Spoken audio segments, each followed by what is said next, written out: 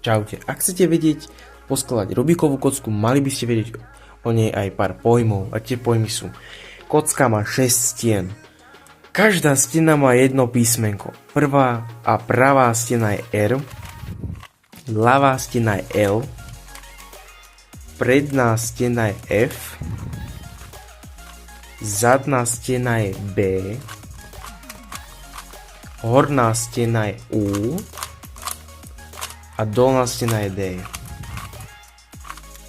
Ale ešte existujú písmenka s apostrofom, ako je R a apostrof. My to čítame R'.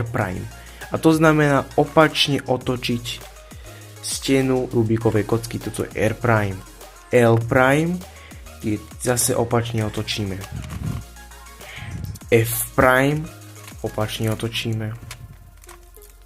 B', U', a D', D s apostrofom. Tieto pojmy je veľmi dobre vedieť, aby sme vedeli poskladať Rubikovú kocku, lebo môžeme mať napríklad R, U, R'.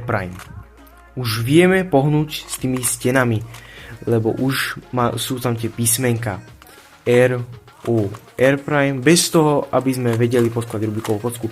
A v ďalšom videu bude, jak poskladať Rubikovú kocku a budem tam dávať tie písmenka. Aj ľahšie sa to naučíte, lebo budem vám tam dávať algoritmus, napríklad nejaký jeden, a tam bude takto vyznačený týmito písmenkami. Tak je to dobré sa aspoň mrknúť, že čo je R, U, R' a také veci. To by bolo na dnes všetko. Ďakujem za pozornosť.